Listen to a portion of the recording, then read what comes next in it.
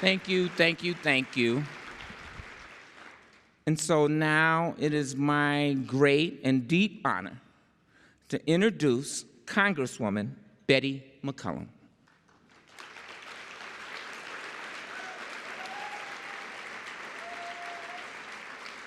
Congresswoman McCollum is the representative of the 4th District of Minnesota in the United States House of Representatives. She served since 2001. Representative McCollum has been a long-time and ardent supporter of the arts, and as the new chair of the House Interior Appropriations Subcommittee, Chair McCollum has wasted no time in masterfully orchestrating the passage out of her committee, the key appropriations bill that includes a substantial increase in funding of $12.5 million for both the National Endowment for the Arts and the National Endowment for the Humanities.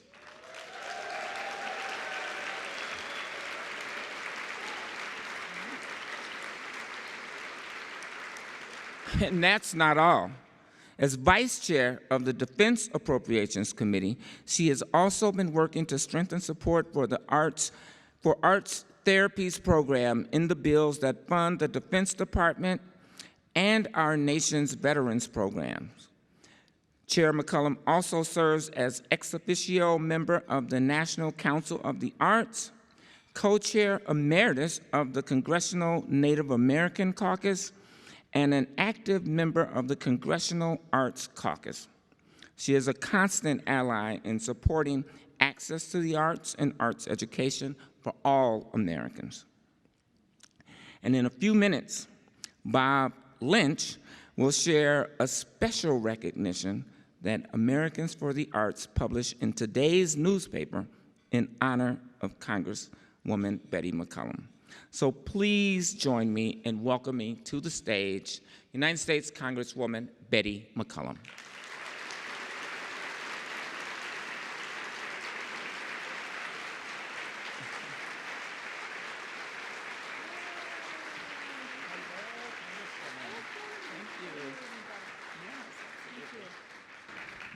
Thank you. I told Councilmember Jenkins I look forward to getting to know her even better. I'm from St. Paul, we all know that, but I was born in Minneapolis, so I always have my eye on what's going on around here. So, well, thank all of you, artists, advocates, and leaders for joining us here in the Twin Cities. Most importantly, I want to welcome you to the bold North. You're getting the sunnier side of the bold North with Minnesota's weather this week. But our winters aren't the only thing that's bold in this state. We're loud and we're proud leaders of the arts and the humanities here in the bold North. In fact, here in Minnesota, we voted to establish a dedicated tax to support the arts and culture, and our clean water, and our natural resources. And now that the Legacy Fund is in place, here in Minnesota, we will invest about $1.2 billion in arts and cultural heritage projects. That's so great when I get to go down on the House floor and say, Minnesota did that. All of us here today, though, all of us, each and every one of you here today, understands the value of the arts.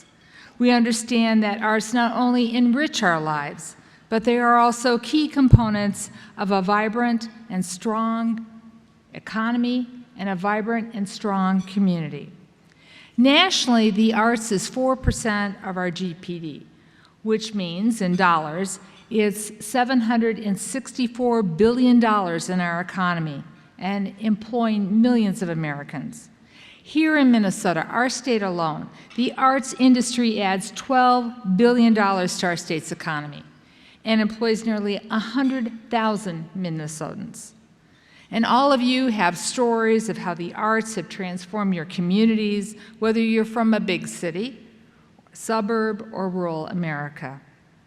Here in Minnesota, from my perspective, how the arts have transformed our communities and have transformed me in my informative years growing up until today is hearing from the Little Earth Band, hearing them perform music, hearing the language that was spoken here before English or even French, listening to the music and the Christmas carols, whether they be from Norway or whether they be from Italy, when we used to get together and sing Christmas carols, because I grew up in South St. Paul, meatpacking town, where people came from all over the world to vote, to work, and to enjoy the opportunities and the freedoms of America, but they brought with them their delicious food. They brought with them their culture. And now I've had the privilege, and I mean the privilege, of living in Rondo, which is one of the communities that's on your events tonight. And Rondo was a vibrant African-American community in the heart of St. Paul, where freed blacks built our state capitol using the skills and the artistic creativity and the beautiful things. When you go by the state capitol here, it's absolutely gorgeous, the stonework and everything that was done. And then the tragedy that befell when I was in high school, and I remember picking up a newspaper and really understanding what the road that you'll be on, 94, what that freeway meant to that community. It literally destroyed it. But they came back, and they came back by having the Penumbra Theater, which premieres most of August Wilson's plays, and we're doing reconciliation in that neighborhood now, and so is the state of Minnesota with what they're doing with a bridge that will not divide us in 94, but will bring us together. So the arts and telling stories and sharing things are so important. They're important in our everyday life, and without them, we don't grow. But that just, gives us an opportunity to even talk about more of a connection. So as you're here today and you share your stories and you understand experiences from one another, being from all across the country, we need to do that in our everyday lives with our neighborhoods. And that's the way we build community. That's the way we invest in job creation. And that's the way that we make sure that our democracy is strong for the future. Because connecting communities is something our nation desperately needs more of right now. And that's the message that you're sending, that the arts are sending. So I'm here to tell you we need your determination. We need you as advocates to educate policymakers about the power of arts in our economy, in our communities, in our schools, in our lives. And I want to take a moment to give a special thanks to Bob Lynch for his tremendous leadership, CEO of AFA. And I say this because, you go ahead and applaud Bob and the board, the whole group. Bob is someone who brings people around and reaches out when you're first member of Congress and introduces all the great work that AFA does. And he has been a tremendous mentor and leader at a time when we were facing challenges, when the budget numbers weren't necessarily going to be trending in the direction we wanted to. Bob was there day in and day out. But just recently, when I had the gavel, I had the opportunity of opening up the committee to hear from the community. And it was very important that we had the arts testify about the importance of the arts in our nation. And Bob testified before the Interior Environment Appropriations Subcommittee. And he did something very, very, very poignant. He highlighted the NEA's Creative Forces Initiative, which Ms. Jenkins mentioned. And that has helped so many military service members and veterans to heal and for their families to heal. And they did that by connecting through art therapy.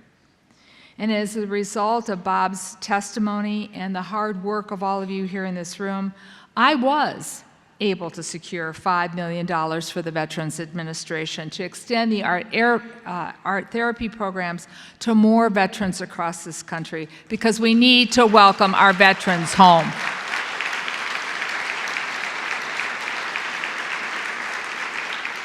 And because of your work and Bob's testimony, I have started the process of getting the Department of Defense to formally support the importance of arts and creative healing, because we cannot wait until after the veterans are discharged to start their healing.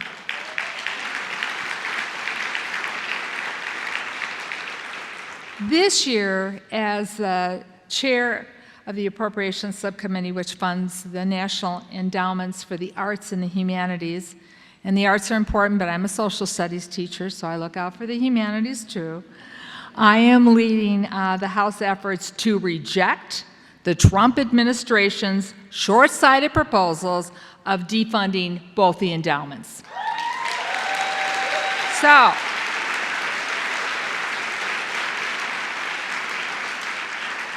instead, ladies and gentlemen, we are going to go the opposite direction. And so my subcommittee, both the Democrats and the Republicans, together, we're increasing the funding of the endowments to a combined $335 million. That's the highest level in 9 years.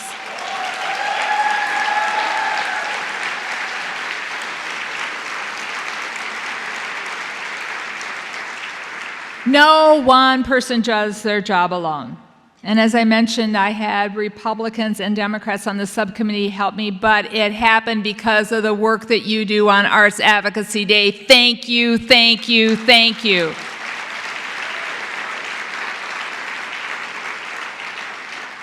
More than 150 members of Congress and Republicans requested those increases in letters to me. So I will proudly take them on the House floor with me next week and defend that dollar amount, and we will protect it and leave the floor with it fully intact.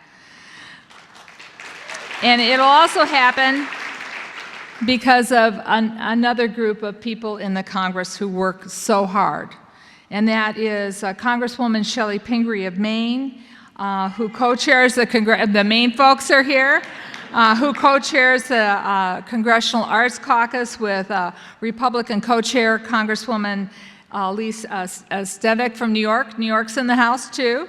I want to thank them for their amazing leadership, because they will be helping and lobbying, fending off any amendments that try to take $1 away from the arts. But as I said today, it doesn't happen without a lot of people. And it's because of the amazing Americans for the Arts and advocates here today and around the country that we are succeeding in making the case that arts are about innovation. Arts are about entrepreneurship, job creation, building a stronger and more vibrant and a more inclusive America. Arts are an education issue. They are a community building issue. They are a jobs and economic and development issue. They are a quality of life issue. And finally, I would say they are an issue that unites us rather than divides us. So, as I'm closing up here, I have to recognize my hometown team, the Minnesota delegation. Art advocates, would you please stand up?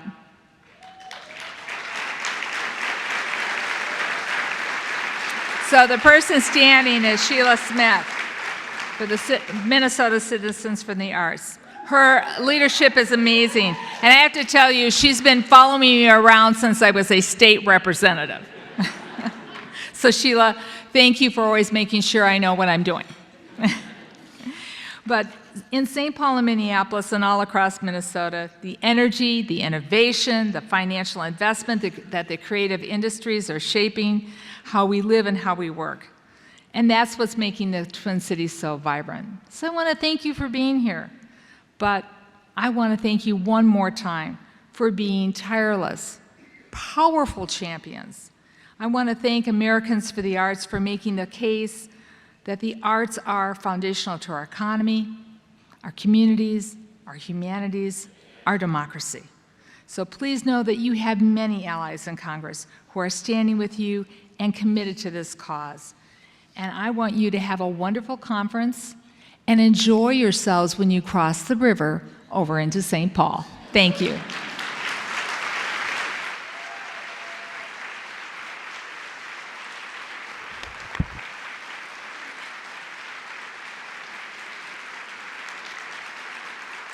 So, come on up.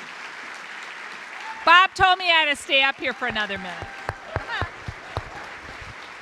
Thank you so much. They're all really generous comments. So the Congresswoman has to leave pretty soon, so I was going to say a lot more later, but I'm going to say it right now, and the big word is thank you. Thank you to Congresswoman McCollum for all of the things that she outlined. We're talking about the National Endowment for the Arts budgets. How many people benefit here from the National Endowment for the Arts? We're talking about the National Endowment for the Humanities work. We're talking about the fact that there is an increase proposed, an unprecedented increase in years proposed for next year. We're talking about military, we're talking about veterans, we're talking about the testimony that was just spoken about was a really great turnout from Republicans and Democrats that you made happen.